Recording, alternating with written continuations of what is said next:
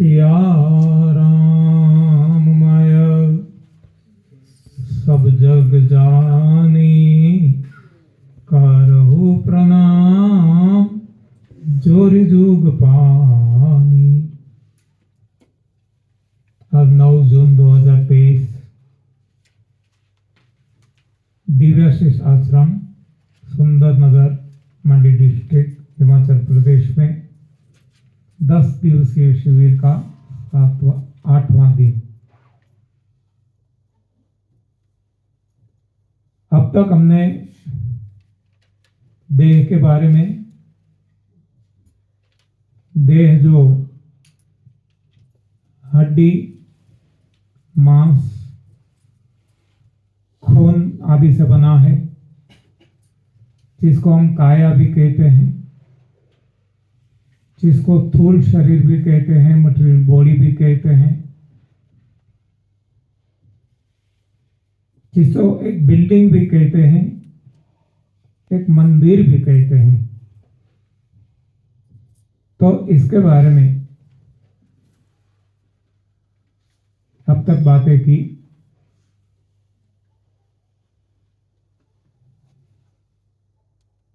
ये देह जो हमें मिला है इंसान को, हम बड़भागी है, धनभागी है। बहुत ही भाग्य के उदय के बाद ऐसा जीवन मिलता है, बाकी 84 लाख योनि में भटकना रहना पड़ता है। इसलिए बताया गया है, बड़े भाग मानुष तनु पावा, सूर दुर्लभ, देवों को भी दुर्लभ। सब ग्रंथ निगाह, जितने भी धार्मिक ग्रंथ है, स्क्रिप्चर से सभी ने मनुष्य देह का गुणगान गाया है।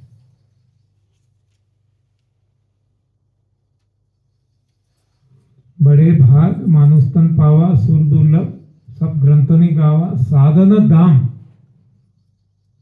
एक साधन है, लेकिन प्रभु प्राप्ति के जितने भी साधन हैं,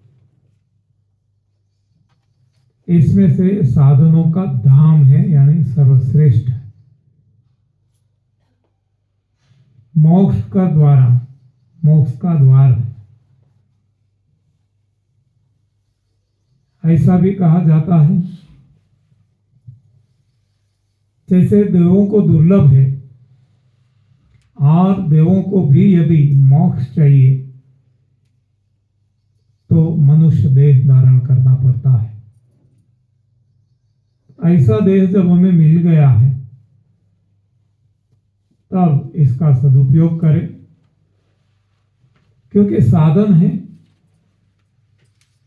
साधन का कैसे उपयोग करना, उपयोग करने वाले पे निर्भर करता है। मान लो हमारे पास कोई शस्त्र है, किसी को मार भी सकते हैं, किसी को तार भी सकते हैं, जीवन बचा सकते हैं, रक्षण कर सकते हैं।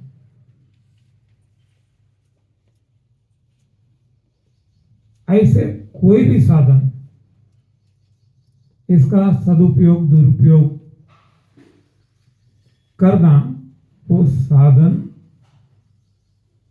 उपयोग करने वाले पे निर्भर करता है। जैसे आजकल कहा जाता है कि मोबाइल ने कितनी दुनिया बदल दी। मोबाइल से संतान बिगड़ जाते हैं, सभी माँ बाप की फरियाद रहती है। मोबाइल तो एक साधन है, इसका उपयोग कैसे करना, वो उपयोग करने वाले पे निर्भर करता है। वहां जो भी चाहिए हमें मिलता है। अच्छा चाहिए अच्छा मिलेगा, बुरा चाहिए बुरा मिलेगा, क्योंकि ये तो साधन है। तो इसी तरह ये हमें जो मिला है मानव देह एक साधन है। इसका उपयोग कैसे करें ये आगे बताया है। बड़े भाग मानुष तन पावा सुर दुर्लभ सब ग्रंथ निगावा साधन दाम मोक्ष कर द्वारा पाई न जय परलोक संवारा। यानी कि ऐसा देह पा करके परलोक संवारना है। ये लोग तो सुधर गया भाग्य के उदय से और प्रभु की कृपा से, और अब हमारे हाथ में है, हमारे बस में है कि आगे का जन्म कैसा मिले। जैसे कि हम यदि चाहते हैं कि हमें आम खाना है तो आम का बीज बोएंगे तो फ्यूचर में समय जाते हमें आम मिलेगा।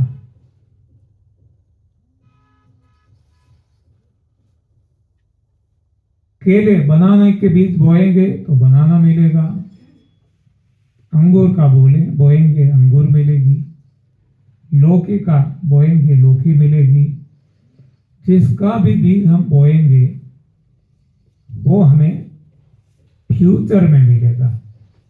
यानी कि फ्यूचर में हमें क्या चाहिए इसके लिए आज करना पड़ेगा। प्लानिंग जिसको कहते हैं, फ्यूचर में जो हमारा गोल है, मान लो हमने तय किया था कि हमें इंजीनियर बनना है जब मैं 5th में था, तो अपने आप ये प्रकृति हमें साथ देती है। प्रकृति ऐसा ऐसा ये मानो माया जो भगवान की है अवसर प्रदान करती है कि हम जो हमने तय किया है वहां तक पहुंच सके, हमारी मंजिल तक पहुंच सके। मेरे जीवन में हुआ है। 5th में जब था, देहाती छोटे से गांव में मेरा जन्म हुआ था। हमारे गांव में तो स्कूल 4 स्टैंडर्ड तक ही थी उस वक्त, आज 8 तक है। तो बाहर जाना पड़ता था एजुकेशन के लिए, चल के जाते थे। उस वक्त व्हीकल की भी सुविधाएं नहीं थी। बहुत होता था तो बाइसिकल से जाते थे 12 किलोमीटर। तो जब तय कर लिया था कि इंजीनियर बनना है तो हमारे माँ बाप को भी ये हंसी आती थी कि ऐसा एक देहाती, हाँ कोई सुविधा नहीं है पढ़ाई की, इंजीनियर कैसे बनेगा। और उस वक्त गुजरात में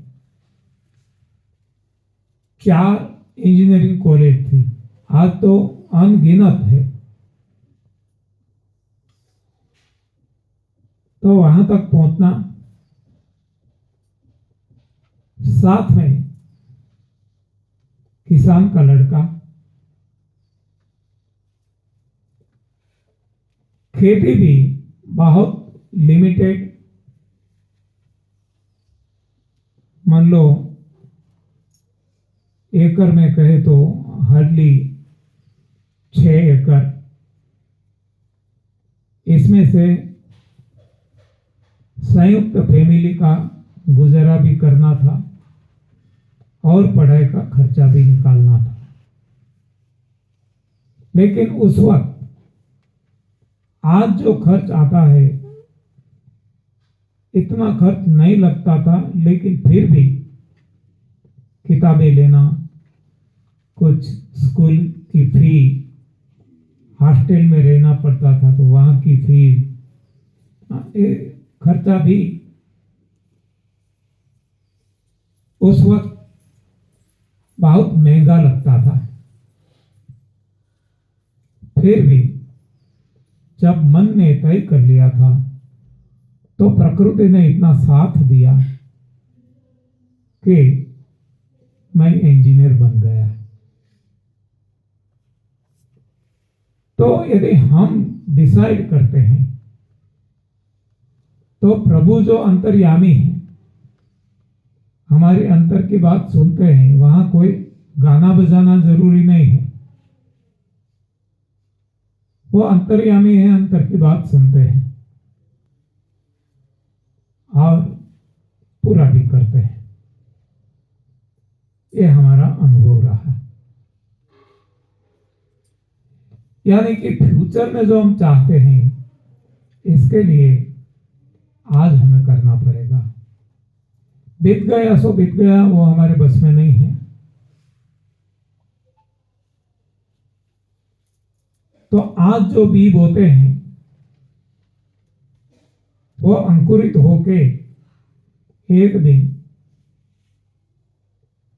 बड़ा पेड़ पौधा बन के वो फल देगा।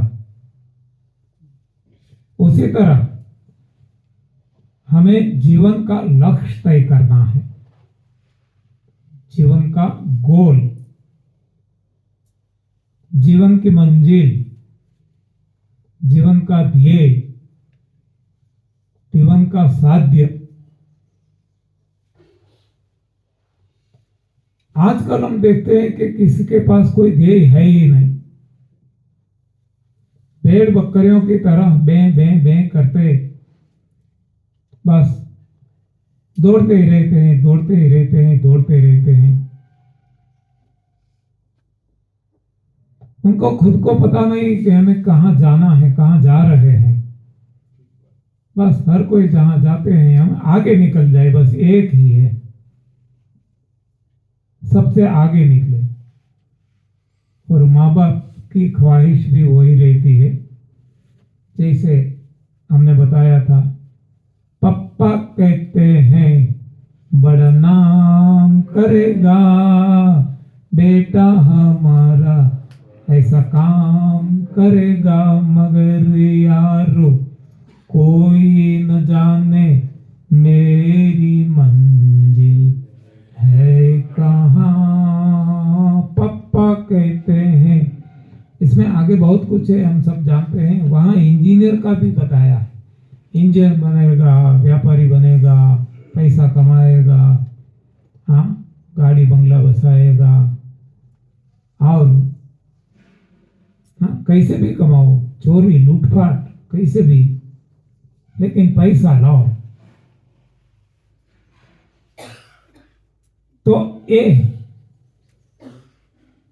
जो सोच है हमारी, यहाँ हमारी कोई मंजिल नहीं है, बस एक ही सोच है, पैसा पैसा पैसा पैसा। पैसा परमेश्वर हो गया है।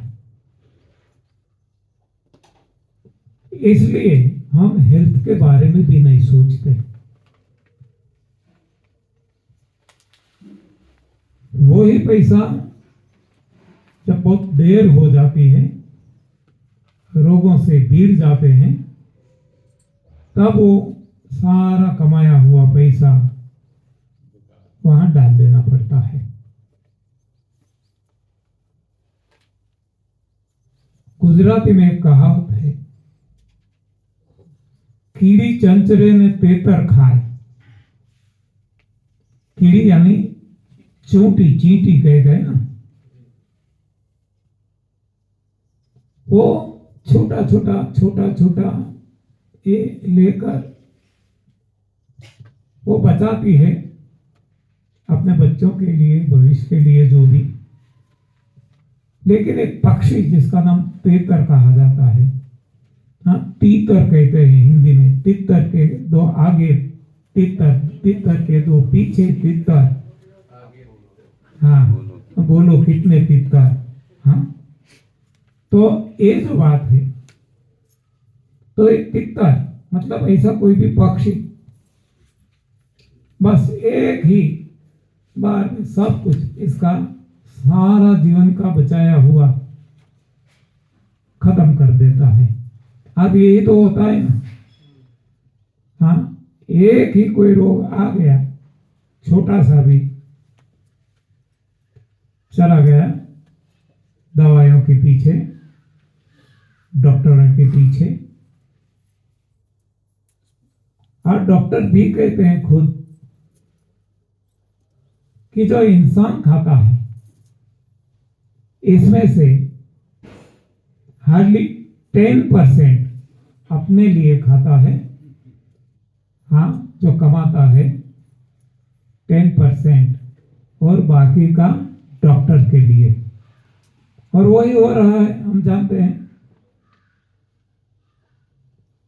तो जब हम खुद के डॉक्टर बन जाएंगे और ऐसे डॉक्टर कि जीवन में कभी कोई रोग आए ही नहीं, आ भी गया तो हमें कोई डॉक्टर के पास जरूर जाने की जरूरत नहीं। अन्य प्राणियों की तरह देखो, कोई भी इतने प्राणी है 84 लाख दुनिया, किसी को फैमिली डॉक्टर है क्या? और यहाँ कोई है जिसको फैमिली डॉक्टर ना हो? हाँ, ये हमारी हालत हो गई है, हमने बना दी है। अरे डॉक्टर के बिना हम दुनिया की कल्पना नहीं कर सकते। दुनिया डॉक्टर को भगवान मानते हैं यार, सारी दुनिया मानती है, हम मानते हैं ऐसा नहीं। हमारे प्राइम मिनिस्टर भी बार बार कहते हैं कोरोना के वक्त, हाँ, सारी दुनिया मानती है। डॉक्टरों का दोष नहीं है, डॉक्टर की आलोचना नहीं है, क्रिटिसिज्म नहीं है, फेवरिज्म नहीं है, लेकिन सत्य की खोज है। तो जब सत्य पता चल जाएगा तब हम खुद हमारे डॉक्टर हो जाएंगे, जैसे अन्य प्राणी हैं। शरीर है, कुछ होता होगा। मान लो कि हमारी गाड़ी है, पेट्रोल से चलाने के लिए है, हम शुद्ध पेट्रोल डलवाते हैं, फिर भी समय जाते कभी ना कभी कुछ ना कुछ प्रॉब्लम तो आ ही सकता है। लेकिन यदि हम जानते हैं, हम इसकी जानकारी रखते हैं, ऑटोमोबाइल इंजीनियर है या इनके कुछ जानकार है, तो हम खुद इसका समाधान ढूंढ लेंगे, सॉल्यूशन ढूंढ लेंगे। क्योंकि हमें पता है कि इसमें जो प्रोसेस हो रहा है, कार्बन पार्टिकल बनते हैं, कहीं रुक जाता है तो समस्या पैदा होगी, तो इसको हम साफ कर लेंगे। तो उसी तरह हम हमारे देह के बारे में, शरीर के बारे में जान जाएंगे। बस इतना ही जानना जरूरी है, डिटेल में कुछ जानने की जरूरत नहीं है कि हार्ट कैसे फंक्शन करता है, किडनी कैसे फंक्शन करती है, पेनक्रियास कैसे ये इंसुलिन बनाता है, कोई जानने की किसी को जरूरत नहीं है। लेकिन हम इसमें ही फंस गए हैं, हाँ, और उलझ गए। तो हमें फ्यूचर के लिए आज प्लानिंग करना है। इसलिए बताया गया है कि कल करो सो आज कर, आज करे सो अब, यानी कि समय नहीं बिताना है। प्रभु भक्ति में, क्योंकि हमारा गोल जब प्रभु प्राप्ति है, तो प्रभु भजन, प्रभु भक्ति में समय नहीं गंवाना है। प्लानिंग में केवल बस इतना कि क्यों हमें मानव देह मिला, इसका पर्पज क्या है, हेतु क्या है, बस और कुछ नहीं करना है। प्लानिंग मतलब और कुछ नहीं करना, करने वाला तो वही है, वही करेगा। वही होता है जो मंजूरे खुदा होता है, वो है सोई जो राम रची राखा। इसमें हम कुछ नहीं कर सकते, लेकिन केवल हमें पूछना है कि अन्य प्राणी की तुलना में हमें जो मानव देह मिला, क्यों मिला? हाँ, महर्षि अरविंद या किसी ने कोई सवाल किए थे ना, हुए माय जो भी है, तो वो भीतर गए, मैं कौन हूं, बस हमें इतना ही करना है, बाकी कुछ करने की जरूरत नहीं है। लेकिन आज समय ऐसा आ गया है, जो करना है वो ही नहीं करते, बाकी सब कुछ करते हैं और जीवन पूरा गंवा देते हैं स्वप्नवत नाशवंत दुनिया के पीछे। जो शाश्वत है, जो अविनाशी है, और प्रभु के बारे में जानना भी हम नहीं सोचते। तो ये जो मानव जीवन मिला है, इसके बारे में यदि जब हम सोचेंगे, तब ये बाह्य दुनिया है, ये जो भगवान शिव जी ने बताया है कि स्वप्नवत है और सत्य है, तो केवल हरि भजन है, तो हम हरि भजन करेंगे। और ये हरि भजन यानी हमें समझ में आ जाएगा, भजन यानी कोई मुंह से गाना, हाँ, तबला बजाना, हारमोनियम बजाना, मंजीरा बजाना और नाचना गाना, ऐसा नहीं है। ये भजन नहीं है। भजन है यानी प्रभु के साथ जुड़ना। हमारा जो जन्मदाता है, सारी सृष्टि का, सारे ब्रह्मांड का, खुद का, ये आत्मा को परमात्मा के साथ मिलाना है। वो बाह्य जगत में नहीं है, जो है भीतर है। इसलिए जो भीतर गए, वो कहते हैं कि जब मैं भीतर गया, मैं भी तैर गया। हाँ, जब मैं भीतर गया, मैं भी तर गया। तो तरने का रास्ता ये है। बाकी जो आज सारी दुनिया दौड़ रही है, डूबने का रास्ता है। हाँ, अविनाशी को छोड़कर विनाशी जगत में हम खुद को नष्ट कर रहे हैं, इसमें डूब रहे हैं। तो जो देह में भगवान विराजमान है, और जहां भगवान विराजमान है, उसको हम क्या कहते हैं?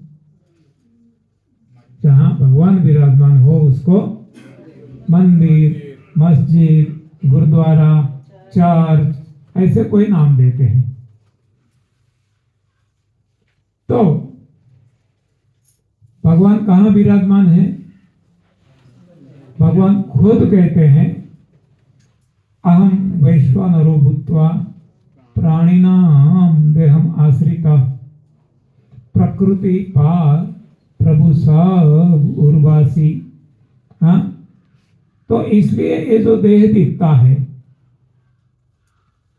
हड्डी का, चमड़ी का, मांस का, खून का, ये रियल में मंदिर है। सही मंदिर ये है। वो पत्थरों से, बिल्डिंग मटेरियल से हमने बनाया, पत्थर की या कोई धातु की मूर्ति हमने रख दी,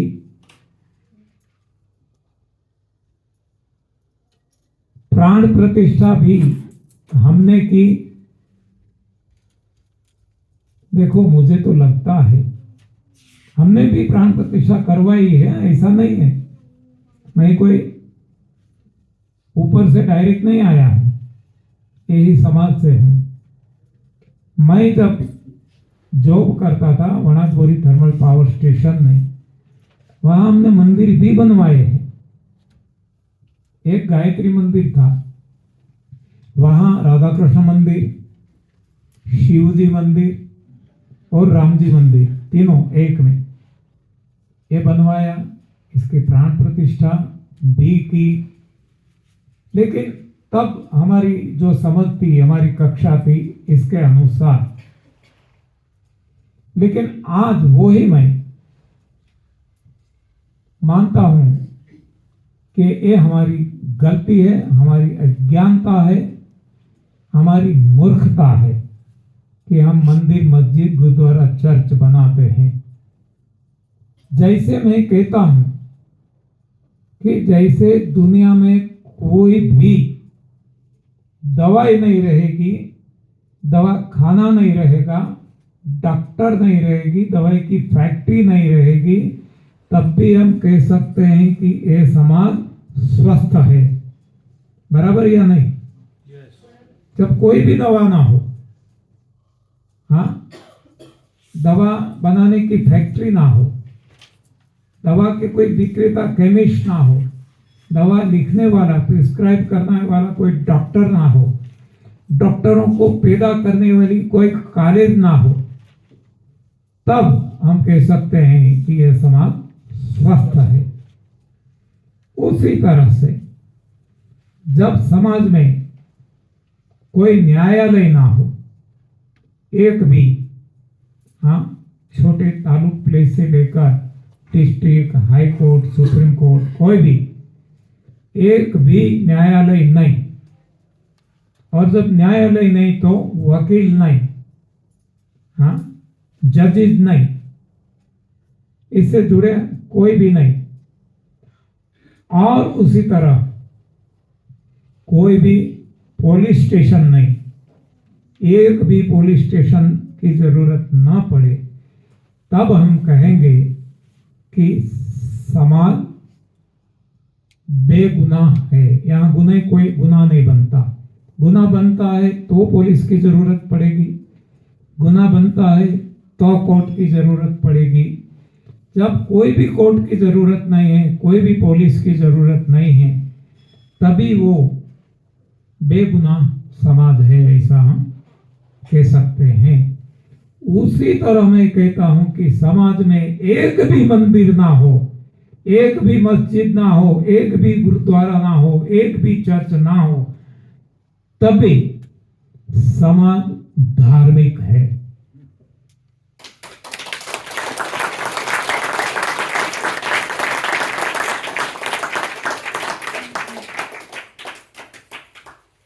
क्यों हम मंदिर, मस्जिद, गुरुद्वारा, चर्च बनाते हैं? शांति के लिए। अशांति क्यों बनी है? और वहां जाके किसको शांति मिली? किसी को नहीं। हाँ, लेकिन हम भटक गए हैं, इसलिए इतने मंदिर बनाते हैं, मस्जिद बनाते, गुरुद्वारा बनाते, चर्च बनाते हैं। किसी की भी जरूरत नहीं है। भगवान ने इतने मंदिर को बना दिए हैं, कण कण में व्याप्त भगवान। भगवान खुद कहते हैं, अहम वैश्वानरो भूत्वा प्राणी नाम देहम आश्रित। इतने तो मंदिर है, अब और मंदिर बनाने की क्या जरूरत है? लेकिन हम इतने अज्ञानी हो चुके हैं, इतने अंधे हो चुके हैं, दरमांद हो चुके हैं कि हम मंदिरों बनाने की भी होड़ लगाते हैं। हाँ, कि इसने इतने मंदिर बनाए, हम इतने बनाएंगे। हाँ, हमारा Guinness book of world record में नाम आना चाहिए। हाँ, कैसी उल्टी दुनिया है। तो मेरी नजरों में जब तक नए नए मंदिर बनते रहेंगे, मंदिर यानी सब कुछ, मंदिर, मस्जिद, गुरुद्वारा, चर्च, नए नए पुलिस स्टेशन बनते रहेंगे, नए नए न्यायालय बनते रहेंगे, नई नई स्कूल खुलेंगे, कॉलेजेस खुलेगी, अस्पताल बनती रहेगी, तब तक ये समाज अधार्मिक है, गुनहगार है, रोगिष्ठ है। हाँ, तो जब ये रिवर्स होने लगे तब हम सही दिशा में हैं। सारा सब कुछ मंदिर अपने आप बंद हो जाने लगे। हाँ, कोई मंदिर जाएगा ही नहीं, मंदिर कैसे चलेगा, रहेगा ही नहीं।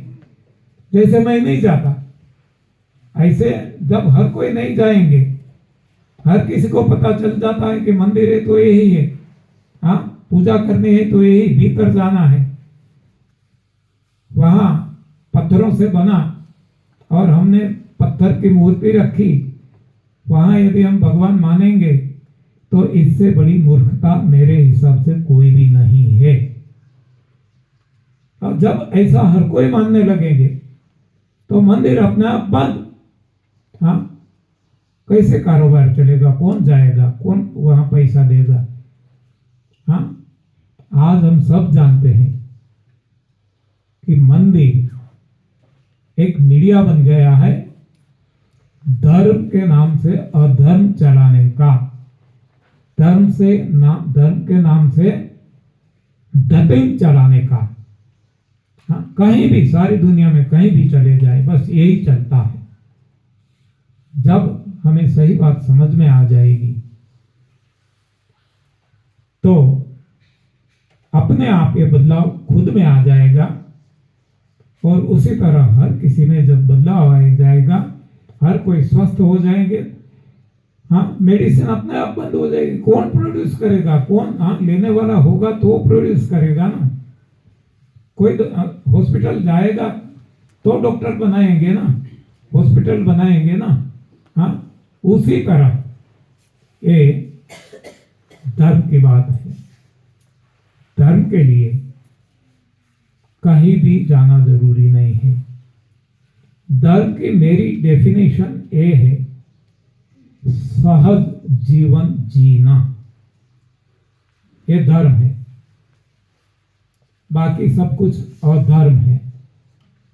जैसे हम कहते हैं ना कि कोई गुलाब है, हाँ, यहाँ पड़ा कोई फूल, चमेली है, कोई भी पदार्थ, गुलाब की बात नहीं, कोई भी, तो गुलाब है तो उसका धर्म क्या है, सुवास फैलाना। हाँ, फौरम फैलाना। तो ये सहज है, वो करते नहीं है कुछ, गुलाब कुछ नहीं करता, उसका स्वभाव है। तो जो स्वभाव है वो उसका गुण धर्म कहते हैं। तो ये धर्म है, यानी कि हमें जो इंसान बनाया गया तो हम इंसान बन के रहे, बस धर्म आ गया। और कुछ भी नहीं करना है। लेकिन इंसान को हमने बांट दिया, ये हिंदू है, ये मुस्लिम है, ये क्रिश्चियन है, ये सिख है, हाँ, ये जैन है, इसमें भी बंटवारा। हाँ, हिंदू में भी आप देखो कितने बंटवारे, मुस्लिम में कितने बंटवारे, हर किसी में इतने बंटवारे। हाँ, जीवन को नष्ट कर दिया। तो जब सही बात समझ में आ जाएगी तब बस हम इंसान बने रहे, सब कुछ आ जाएगा।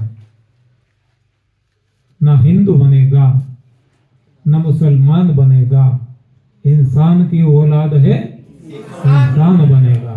तो हमें इंसान पैदा करना है, हिंदू पैदा नहीं करना है, मुस्लिम पैदा नहीं करना है।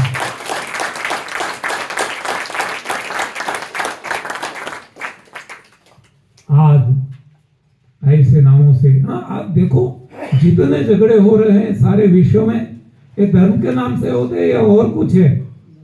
ये धर्म कोई, हाँ, झगड़ा सिखाता है, आपस में लड़ाई झगड़ा करना कोई मजहब, कोई धर्म सिखाता है क्या? इसलिए मैं कहता हूं ये अधर्म है, धर्म नहीं है। हाँ, तो यदि हम जाग जाएंगे, दुनिया जाग जाएगी, तो अपने आप बिना कुछ किए क्रांति आ जाएगी। न मंदिर, न मस्जिद, न गुरुद्वारा, न चर्च रहेंगे, न न्यायालय रहेंगे, न पुलिस स्टेशन रहेंगे, न कोई स्कूल कॉलेज रहेगी जो आज है, रहेगी अवश्य जो पुराने में थी, पुराने काल में, जैसे भगवान राम संदीपनी आश्रम में, भगवान श्री कृष्ण सुदामा। तो ये ऐसे गुरुकुल, आज गुरुकुल नाम देते हैं लेकिन पढ़ाई तो वो ही है। हाँ, ये खुद के साथ धोखेबाजी है और क्या है।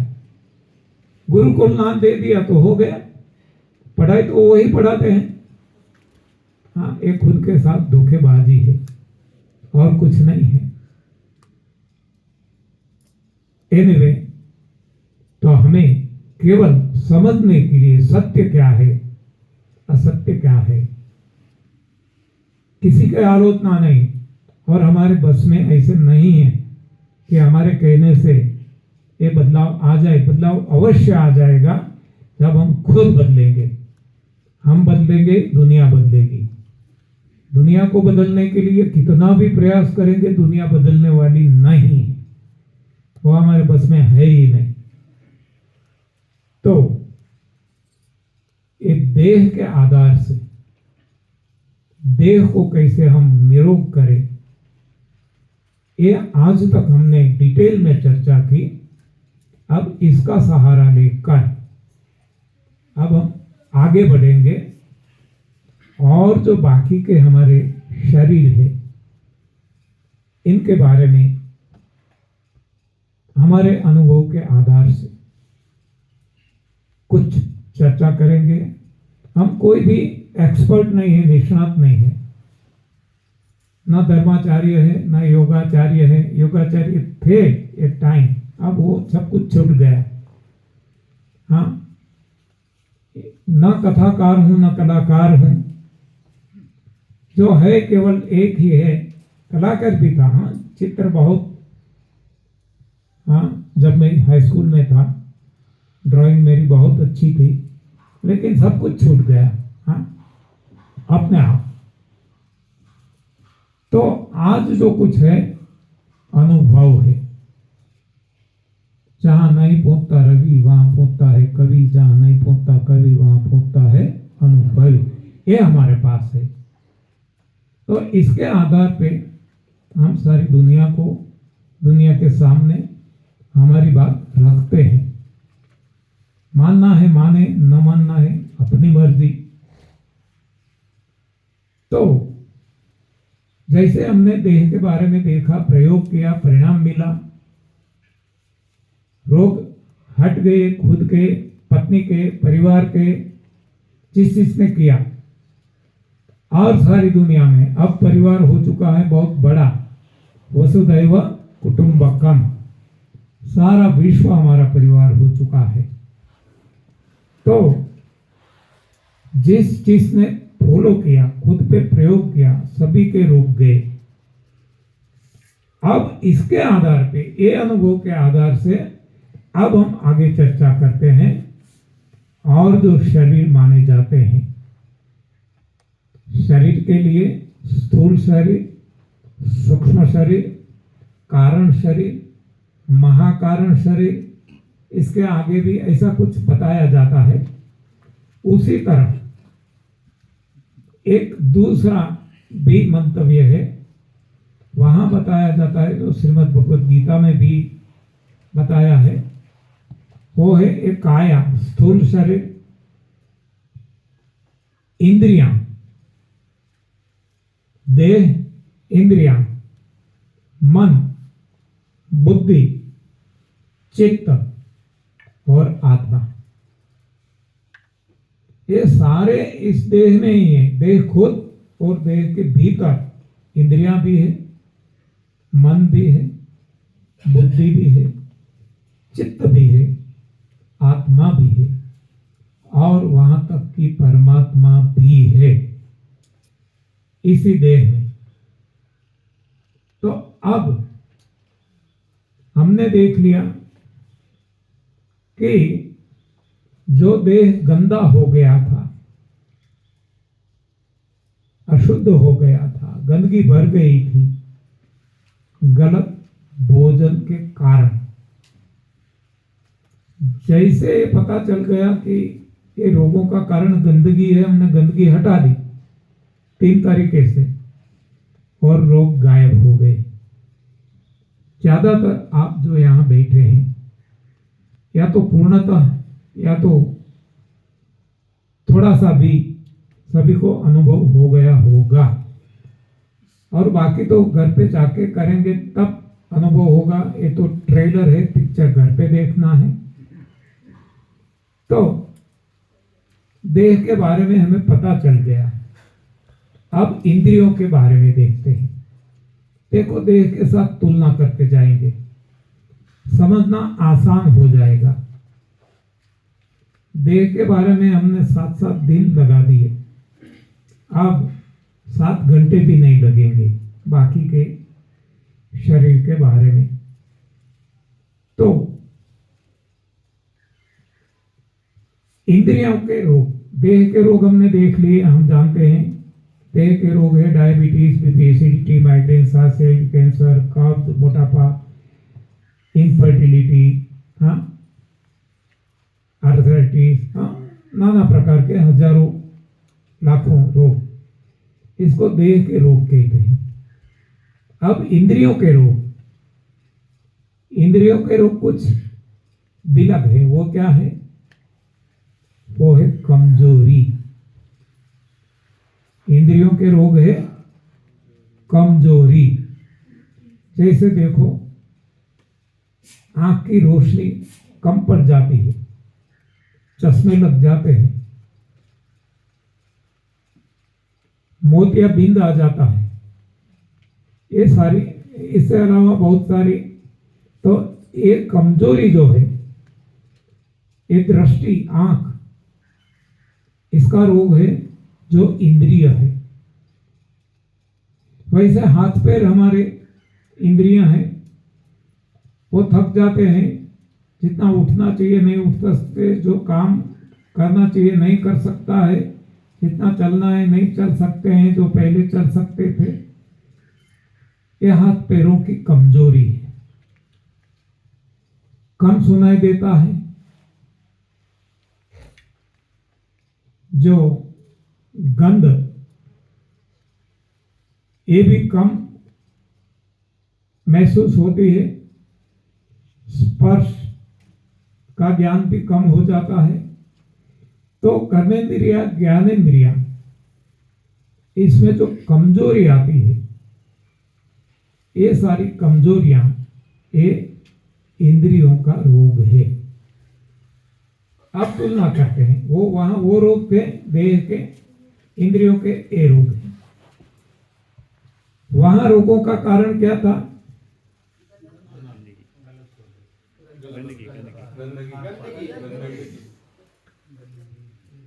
कोई एक, हाँ, एक बताए, एक हाथ अंदर करो जो बताना चाहते हैं।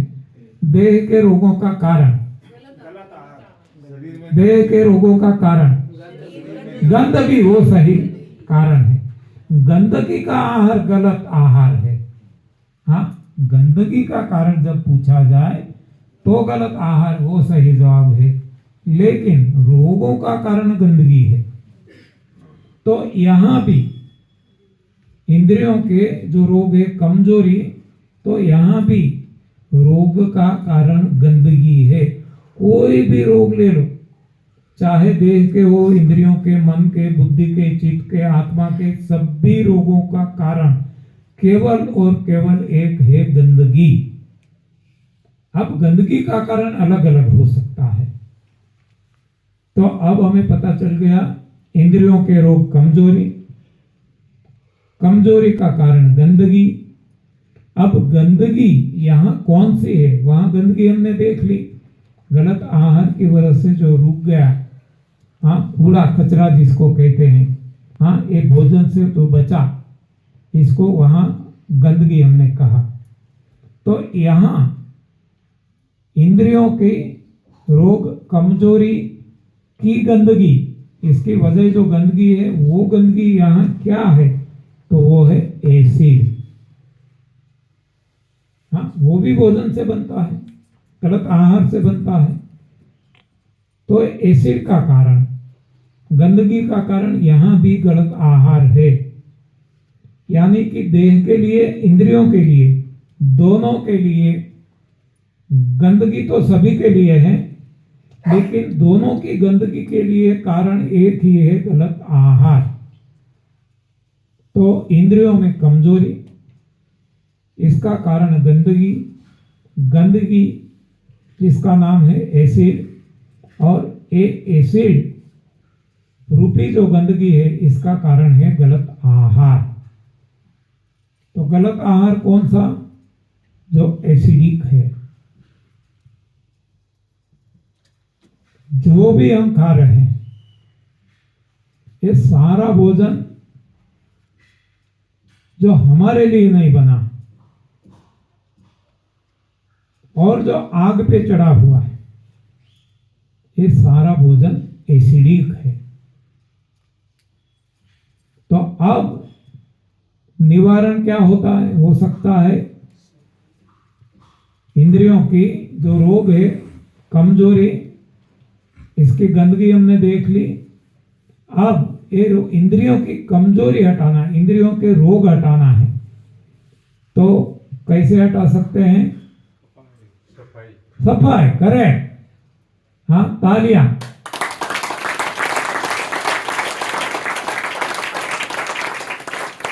इतनी बार दोहराया है, आपके मुंह से बुलवाया गया है, फिर भी जवाब केवल एक ही व्यक्ति देते हैं, तो उसका हौसला तो बढ़ाना चाहिए ना।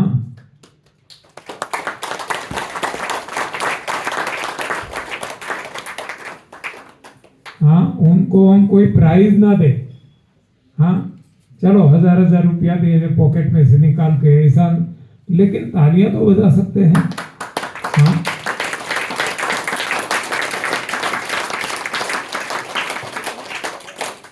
तो यहां भी है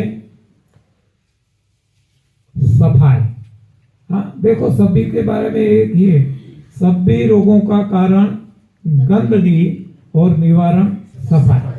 चाहे देह का हो, चाहे इंद्रियों का हो, चाहे मन का हो, चाहे बुद्धि का हो, चाहे चित्त का हो, चाहे आत्मा का हो, सभी के बारे में ये दो कॉमन रहते हैं, रोगों का कारण गंदगी और निवारण सफाई। अब यहां तक पहुंच गए।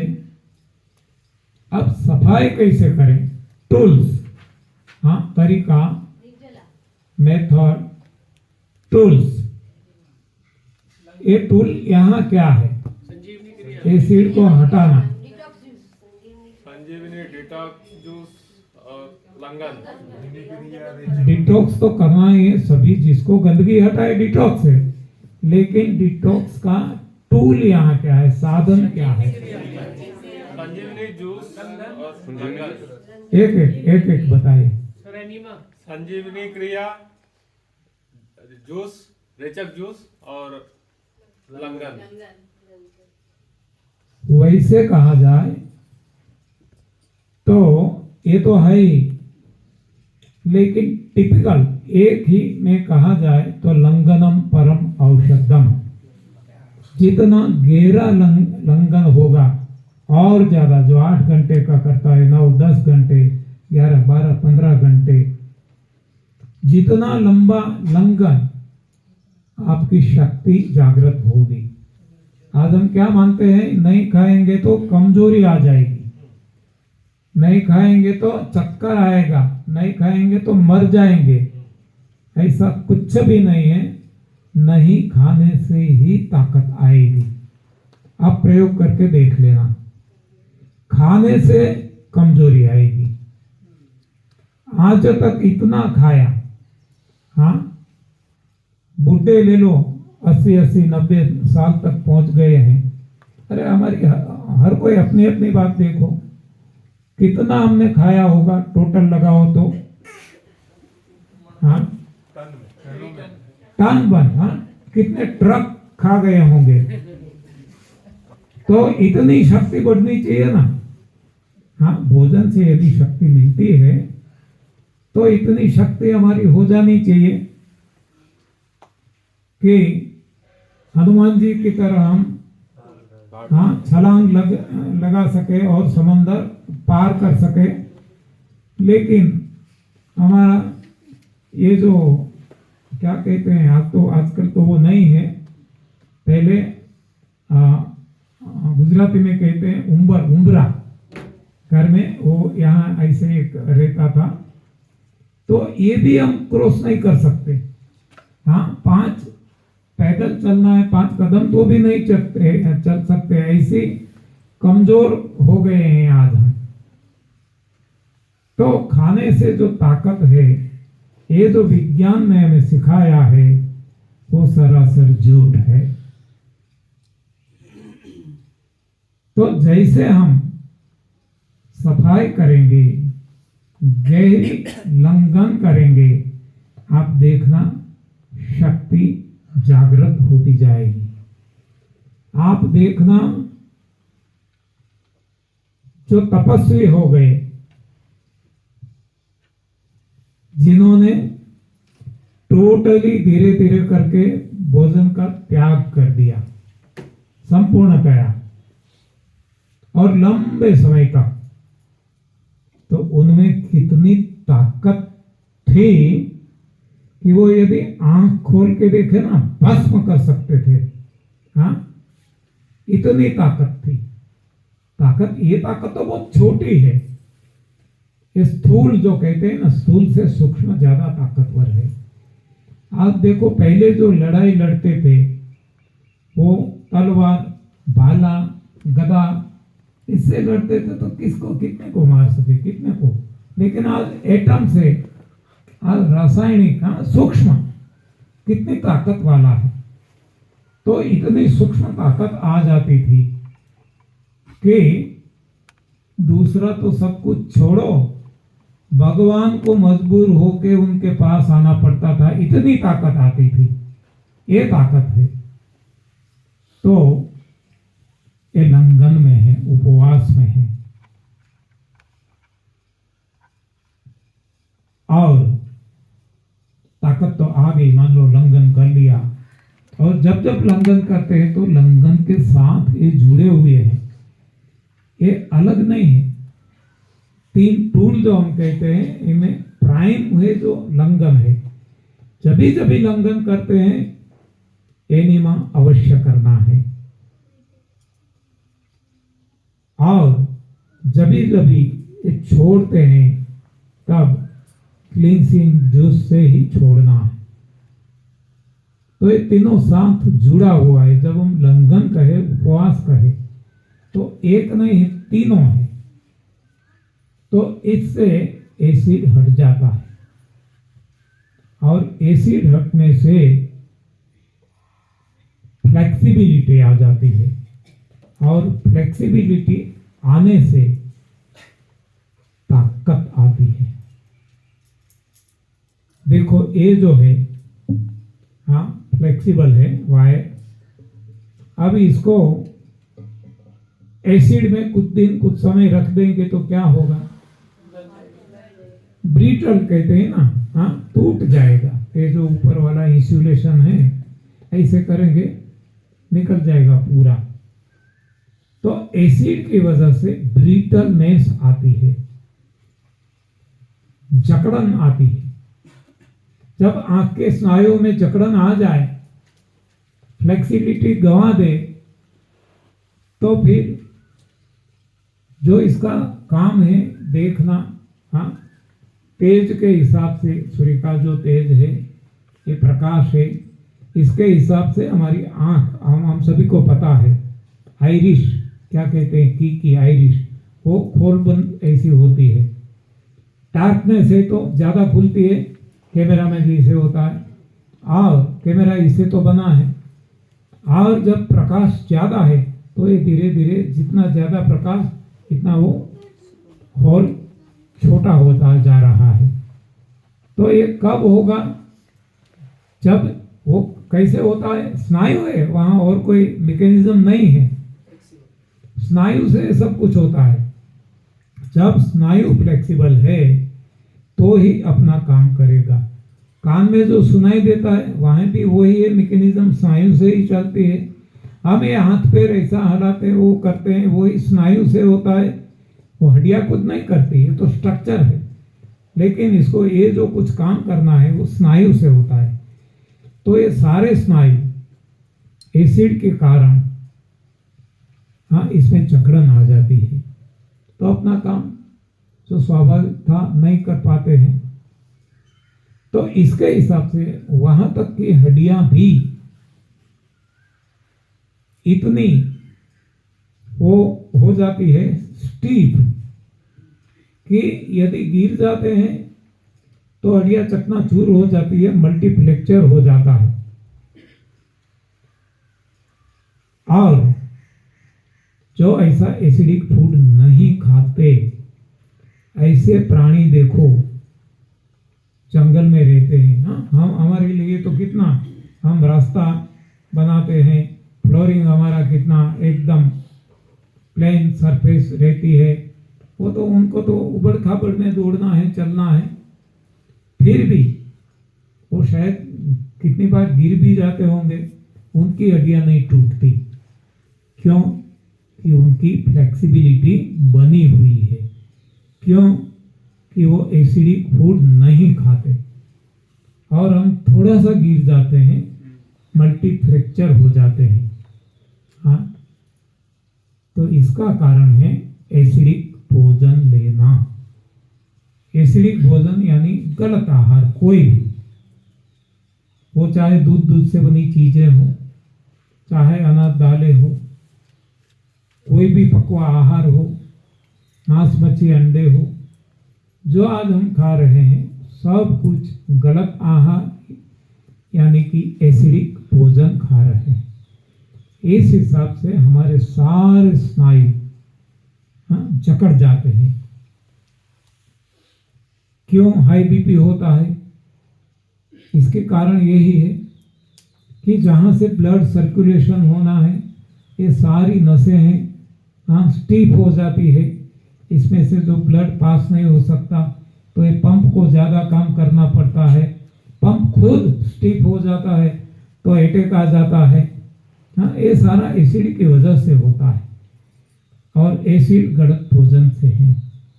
तो यहाँ भी एक ही कारण है, देह और इंद्रियों के रोग, उनके कारण निवारण सभी में एक ही है। तो ये तप जो कहे, जहां हम भोजन का त्याग करते हैं क्रमशः, तो इससे रोग भी जाते हैं और शक्ति भी जागृत होती है। तो तप से दो लाभ होते हैं, देह के रोग जाना और ताकत आना, शक्ति आना। अब हम आगे चलते हैं, वो है मन। मन के रोग है, देखो देह के रोग डायबिटीज, बीपी, एसिडिटी, ये सब कुछ देखा। इंद्रियों के रोग कमजोरी, मन के रोग मानसिक तनाव, मेंटल टेंशन। जो आगे बढ़ता है तो इट कन्वर्ट्स इनटू डिप्रेशन। ये भी जब आगे बढ़ जाता है तो it leads to commit suicide. हाँ, तो ये मन के रोग है। आ गए देह के रोग, इंद्रियों के रोग, मन के रोग। अब रोगों का कारण, मन के रोगों का कारण, हाँ, वो क्या है? सो सिंपल, कोई भी रोग है कारण है गंदगी। यहां गंदगी कौन सी है? मन की गंदगी कौन सी? वहां तो हमने देख लिया जो कूड़ा कचरा था, यहां देख लिया एसिड। तो मन के बारे में, मन की गंदगी एक एक बोले तो पता चलेगा। नकारात्मक विचार, क्रोध, वासना, इसको कहा जाता है, एक है इच्छा, दूसरा है आसक्ति। इच्छा यानी डिजायर, आसक्ति यानी अटैचमेंट। बाकी जो इससे जन्म लेते हैं, बाकी का सब कुछ इससे जन्म लेते हैं। ये दो प्रमुख ये इसके कारण है, इच्छा और आसक्ति। इच्छा किसको कहते हैं कि मेरे पास एक मोबाइल है, हाँ, चाहे एप्पल हो, लेकिन आपके पास इससे आगे का वर्जन है। हाँ, एप्पल है, एप्पल से भी कुछ आगे का है। ये चाहे 1 लाख का हो, 1.25 लाख का हो, आपके पास 5 लाख का है, तो मेरी इच्छा बनेगी कि मुझे 5 लाख का मोबाइल मिल जाए। और ये मिल गया और चोरी हो जाए, गिर गया, टूट जाए, आग लग जाए, कोई लूट के ले जाए, तो यदि 3,000 का होता तो इतना दुख नहीं होता। लेकिन ये जो 5 लाख का है तो कितना दुख होगा। हाँ, हम सब जानते हैं। मैंने जब जॉब करता था, लोन पे कार लिया। हाँ, मारुति जैन, हाँ मुझे याद है, मैं भूल गया था। मारुति जैन लोन लेके ली और मैं कुछ काम से अहमदाबाद गया था, जहाँ सर्विस करता था वणा बोरी, वहां से अहमदाबाद 150 किलोमीटर होता था, ऐसा 100-150 तो गया था। ट्रेन आने वाली थी तो फाटक है ना, वो बंद थी, तो वाहन जमा हो गए थे। जैसे ही फाटक खुली, और हम सभी को पता है कि हर कोई हरी में होते हैं, जल्दी में। हाँ, जैसे अभी तो मैं गाड़ी स्टार्ट करूं, आगे ले जाऊं, इसके पीछे तो रिक्शा वाला ने वो टक्कर लगा दी कार को। वो टक्कर कार को नहीं लगी, यहां लगी। ये नई कार, हाँ, क्योंकि हमारी कैपेसिटी तो थी नहीं, लोन लेके ली थी तो, और नई कार में, पुरानी होती तो इतना नहीं होता, तो सीधी टक्कर वहां नहीं लगी, टक्कर यहां लगी। तो ये है आसक्ति। वो ही टक्कर, इससे कई गुना ज्यादा टक्कर और किसी नई कार को लग जाती। हाँ, हमारे पास तो मारुति जैन थी, किसी की BMW कार में, नई कार में टक्कर लग जाती, कार टोटली खत्म हो जाती, इसके अंदर कोई बैठे हुए उसकी भी मौत हो जाती, तो भी इतनी टक्कर जो यहां लगी वो नहीं लगती। क्यों नहीं लगती? अपनापन, मेरा, मेरी कार है। हाँ, तो ये मेरापन, हम इसे अटैच हो गए, आसक्त हो गए, तो ये आसक्त के हिसाब से दुख है। बहुत सारे लोग आज भी मर रहे हैं। हाँ, जितना हम बोलते हैं ऐसे देखे ना, हाँ, इतनी फास्ट स्पीड से लोग जन्म भी लेते हैं, मरते भी हैं। कितने भी जन्म लेते हैं, हमें कोई असर नहीं होती। हमारे यहाँ बच्चा जन्म हुआ होता तो हमारा बेटा है US में, कनाडा में, कहीं भी, और केवल फोन आ जाती है, मैसेज आ जाता है, बेटा का जन्म हुआ, तो यहाँ हम नाचेंगे, कूदेंगे, हाँ, स्वीट्स, मिठाइयाँ बांटेंगे, करेंगे ना। हाँ, बच्चे के जन्म से यदि खुशी होती है तो आज कितने बच्चे जन्म लेते हैं तो हम कितने खुशी होते, लेकिन नहीं, हाँ, आसक्ति है। मेरे बेटे के यहां बेटे का जन्म हुआ, ये अटैचमेंट, इससे सुख या दुख इसके कारण है। हाँ, तो ये इच्छा और आसक्ति, अटैचमेंट, इसके हिसाब से ये मन के रोग, हाँ, इसका एक कारण है, इसकी ये गंदगी है। तो इसको कैसे हटाएं? हाँ, इसको हटाना है। देखो अब तो पता चल गया, कोरिलेट करते हैं, तुलना करते हैं, कंपैरिजन करते हैं। देह के बारे में देख लिया, इंद्रियों के बारे में देख लिया, अब मन की बात चलती है। मन के दुख देख लिए, मन के दुखों का कारण गंदगी देख लिए, गंदगी ये है, गंदगी। अब ये गंदगी को हटाना है तो क्या करना पड़ेगा? सफाई। सो सिंपल, तालियां नहीं अभी भी बचती।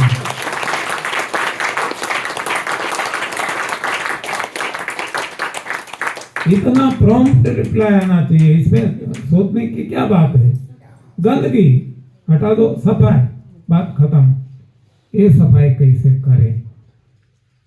इसका टूल वो है देना लग जाए, सेवा। एक बोलिए। देना, सेवा। आपने क्या बताया? लंगन। और यहाँ बहुत सारे जगह से लंगन आया, ये गलत है। सेवा सही है।